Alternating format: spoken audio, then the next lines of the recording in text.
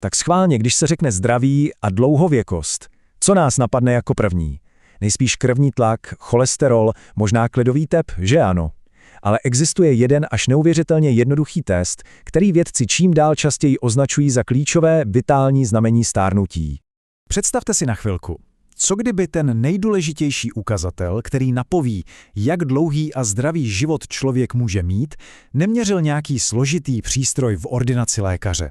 Co kdyby to bylo něco mnohem jednoduššího? No, přesně tak, je to síla stisku. Ano, tak jednoduchá věc, jakou silou dokážeme sevřít ruku. Víte, po desetiletí jsme si tak nějak mysleli, že ztráta síly je prostě nevyhnutelná součást stárnutí, ale díky obrovským globálním studiím se na to teď díváme úplně jinak. Pointa je, nestárneme a proto slábneme. Je to naopak, biologicky stárneme, protože ztrácíme sílu. Takže síla stisku. Možná si říkáte, fajn, hodí se to na otevírání zavařovaček. Ale co dál? No, pokud si to myslíte, tak se podržte. Musím vám totiž říct o jedné naprosto přelomové studii.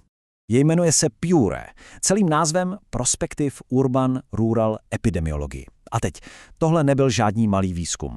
Mluvíme tu o masivním projektu, který vyšel v prestižním časopise The Lancet.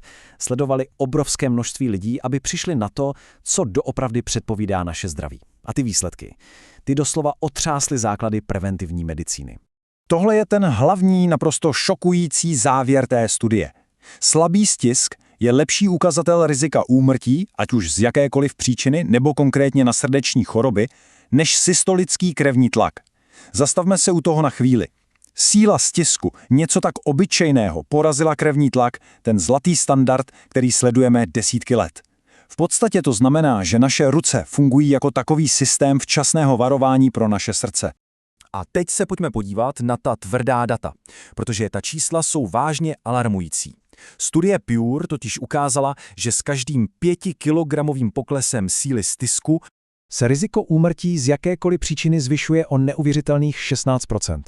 Riziko smrti na kardiovaskulární onemocnění letí nahoru dokonce o 21%. A co třeba riziko mrtvice? To roste o 9%. Tohle nejsou žádná zanedbatelná čísla, že?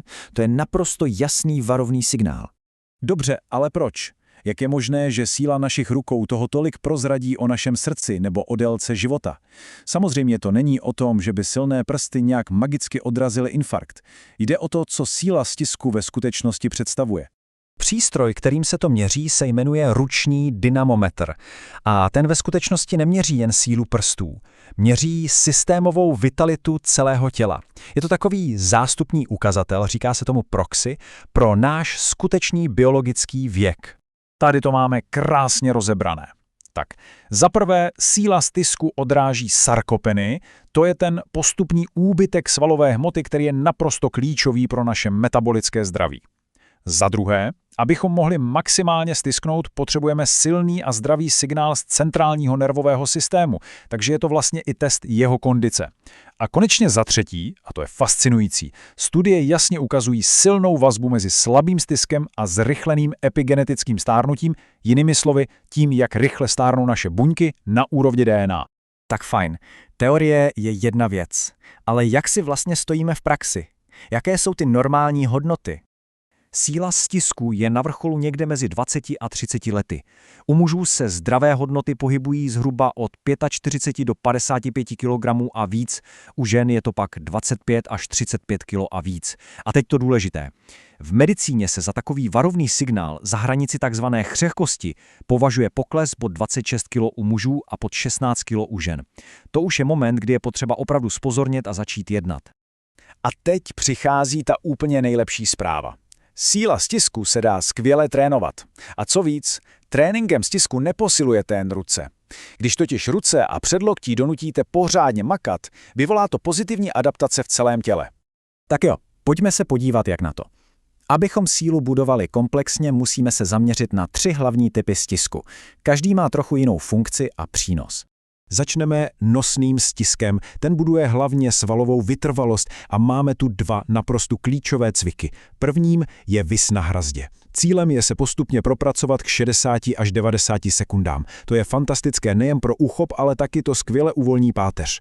Druhým cvikem je farmářská chůze. To je prostě zlatý standard. Popadnete co nejtěžší závaří, udržíte perfektní postoj a jdete. Posiluje to úplně všechno, od rukou až po střed těla. Druhým typem je drtivý stisk. To je ta surová síla, kterou sevřete dlaň. Typicky se projeví při pevném podání ruky nebo když zvedáte těžkou činku. Nejlepší na to jsou pružinové posilovače, možná je znáte jako gripiry. Tady nejde o to mačkat do nekonečna nějaký měkký míček. Cílem jsou krátké série s vysokou intenzitou. Pokud gripiry nemáte, skvělou alternativou je při cvicích jako mrtvý tah nebo přítahy vědomně a co nejsilněji mačkat o sučinky. A do třetice všeho dobrého, štípavý stisk. Víte, palec je často ten nejslabší článek celého řetězce a proto je strašně důležité ho posilovat cíleně. Na to je úplně nejlepší cvik štípání kotoučů, anglicky plate pinches. Prostě vezmete kotouč a držíte ho jen mezi palcem a konečky prstů, dlaň se vůbec nezapojuje. Snažte se vydržet tak 30 až 60 sekund. Až to bude snadné, můžete zkusit pokročilejší variantu. Vezmete 2 kotouče, dáte je k sobě hladkou stranou ven a snažíte se je udržet. Tohle je skvělý způsob, jak izolovat a posílit tuhle klíčovou, ale často zanedbávanou oblast. A to je na tomto klíčové. Trénink stisku není jen nějaké cvičení pro ruce. Tyhle cviky donutí k adaptaci celé tělo.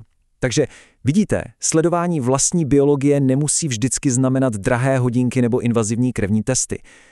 Někdy je ten nejlepší ukazatel celkového zdraví a dlouhověkosti schovaný přímo v naší dlani. Takže tu zůstává jedna zásadní otázka. Když teď víme, jak mocným ukazatelem zdraví síla stiskuje, dává smysl nechat tuhle schopnost jen tak, bez povšimnutí chřadnout? Myslím, že naše biologické hodiny by za odpověď byly vděčné.